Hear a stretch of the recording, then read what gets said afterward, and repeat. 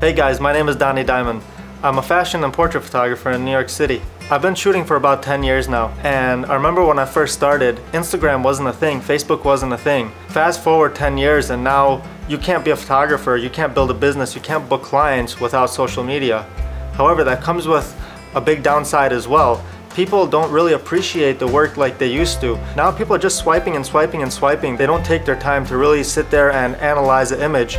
So about 1.5 years ago, I decided I'm gonna sit down and make a portfolio. But I didn't want this portfolio to just be something that I bought online. I wanted to actually build it myself, do the woodworking myself, to build a cover, to build a binding out of leather, to build even a carrying case myself. Yes, this took time and it probably did cost me more by the time I invested in all the tools to build these things, but to me it's so much more dear now. I knew for sure that I wanted the front and back cover to be out of wood because I'm a woodworker and I've always been before I became a photographer. I decided on Wenge, an extremely exotic wood, because of the beautiful grain and the natural dark color that it has. I only had one piece of it. It was an extremely expensive piece of wood. I didn't feel comfortable working on it in my own workshop. So I went to local woodworkers who have a lot of experience with these exotic woods and I asked them to help me out. They went ahead and they resawed it, they helped me glue it together, feed it through the joiner, sander, and I was able to walk away with the exact piece I needed, which was a little bit less than 17 inches wide. I came home, I rounded the corners of the cover, I had to shellac it. I took it with me to New York City to a leather shop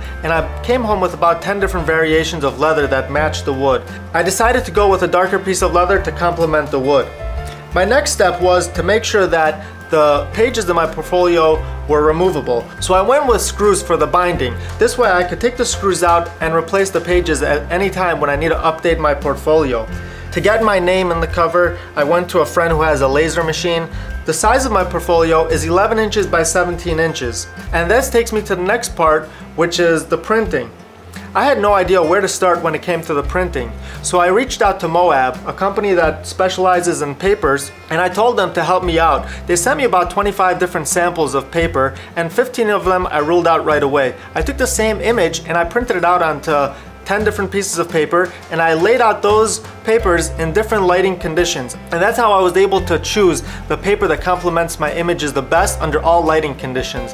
I went with a paper called Entrada Rag Natural. It wasn't a hard piece of paper that was like a cardboard, because otherwise you try turning a page and it's just gonna hover mid-air or it's just not gonna lay down flat. The specific paper that I chose has a little bit of a warm tone to it, and this really helped the skin tones look great in my images. The next step was the layout inside my portfolio. So I reached out to a handful of people to come over to my house. We had wine together and I laid out all my top images on different tables inside the house, and I asked them to right away narrow down to the images that we loved most. After that, I asked them to mix and match images that flow together according to color and just mood in general. And as you look through my portfolio, the colors flow beautifully from one page to the next. Each page has its own color theme. It was a little bit difficult for me to do the layout because of all my images being vertical. But I found that using a combo of my horizontal images and my vertical images worked out really well. On some pages I just went with 4 vertical images. For my absolute favorite image of all time though, I decided to just leave the opposite side empty, and this brings all of my attention to that one image on the page. Printing was a whole other ballpark to get involved in. I watched tons of videos on it and decided to go with the Epson P800 printer. Once I finished building my portfolio, I realized that my biggest issue was that it doesn't fit into any of the backpacks that I own. So I had to go ahead and make myself a bag that matches it. I went back to the leather store, bought the same exact leather and a much larger piece, and I also bought some suede that I lined the inside with. It took me about 2 days to build this, but it's a perfect fit for my portfolio, and I made shoulder straps as well for it so I could carry it with me. It took me about 18 months to build this portfolio, and I couldn't be happier now. All that hard work I did over so many years is in my hand right now. It's not on some app on my cell phone anymore.